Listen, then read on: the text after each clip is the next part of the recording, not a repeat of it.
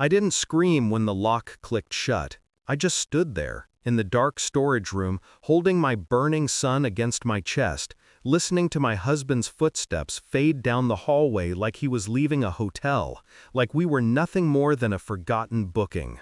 His suitcase wheels scraped the floor. His phone rang. Her name lit up the gap under the door. He chuckled as he answered. That laugh, it rewired something in me. My son whimpered. His skin was molten. I pressed my lips to his forehead, forcing myself to breathe slow. Panic wouldn't save us, but clarity might. Hours later, just past 2 a.m., the house shook. Wood splintered. Light flooded in as the door shattered. My father-in-law stumbled inside, chest heaving, eyes wide with disbelief. "He locked you in here? With the baby?" I didn't answer. My silence was enough. That was the night I began telling the truth to myself. Before everything, there was him. He wasn't always a monster. He used to look at me like I was the reason his world kept spinning. We were 23, naive, soft, stupidly hopeful. He'd bring me flowers just because. He'd cry when our son was born. I believed him when he said, "forever." I should have known forever has teeth. The betrayal didn't slam into me. It whispered. A perfume I didn't wear lingering on his shirt. Trips for work that sounded too rehearsed. New cologne, new shirts, new lies. But I played dumb, because sometimes intelligence looks like patience. The real proof came wrapped in a screenshotted message, accidentally sent to me instead of her. "She cries too much. The kid's always sick. Thank God we'll be out of the country tomorrow. Can't wait to finally breathe." My hands shook, but my face didn't. Not even when he walked in minutes later, smiling like betrayal was a luxury he deserved. "Pack," he'd said. "We're leaving in an hour." But he didn't mean we.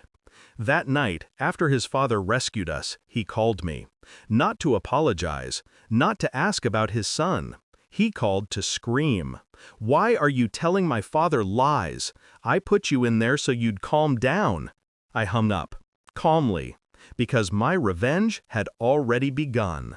My mind shifted into something sharp, surgical.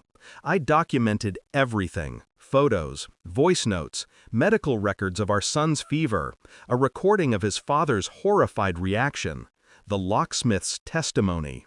Then I went silent. Nothing enrages a guilty man like silence. He kept calling, texting, threatening, crying. I answered none of it. Instead, I met with a lawyer, my lawyer, and slid a folder across the table. "Is this enough?" I asked. She flipped through the evidence, looked up at me slowly. "Enough? He might not recover from this."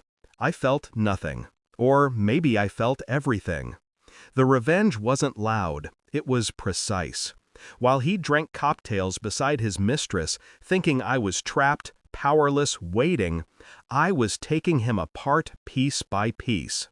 I froze our joint accounts, legally authorized under child endangerment grounds. I transferred the house into my name. His father signed the affidavit. I filed for full custody. I secured a restraining order. I forwarded every piece of evidence to HR at his company. Then I waited.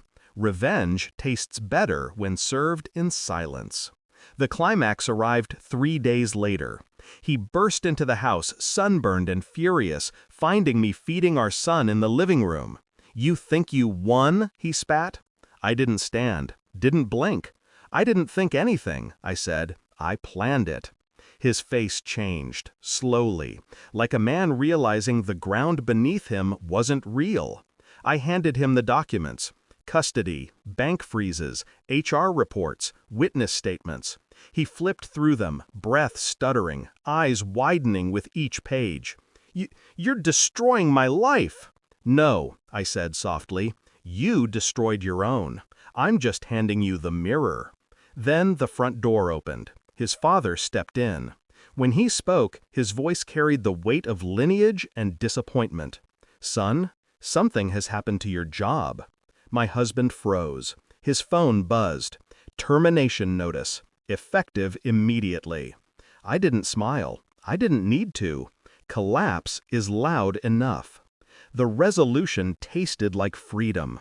He left the house that night a ghost of himself, jobless, exposed, legally cornered, and fully aware that I was no longer the woman he could cage. I held my son against my chest, feeling his fever finally break. Revenge didn't feel like fire. It felt like air, like unlocking a door he thought would hold me forever, only to watch him walk into his own. And now, whenever I close my eyes, I don't see the storage room. I see the moment he realized I wasn't his victim. I was his reckoning.